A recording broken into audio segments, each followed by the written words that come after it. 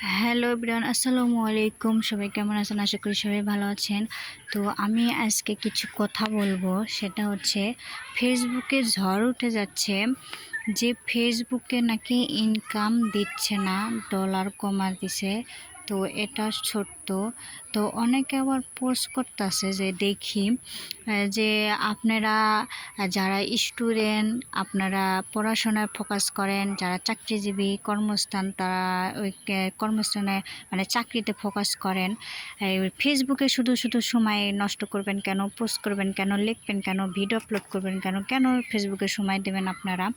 তো আমার কথা হচ্ছে, যারা বেকার বা বসে নেয়, যারা স্টুডেন্ট পড়াশোনা করার পাশাপাশি পোস্ট বা ভিডিও করতে পারে, সেটা কোনো ফ্যাক্ট না, সেটা সে তার সময় বুঝে। মা এখন তার আইডিতে গিয়ে দেখি উনি বেশি বেশি করে ভিডিও আপলোড, পোস্ট, রিলস যা আছে সব দিতেছে।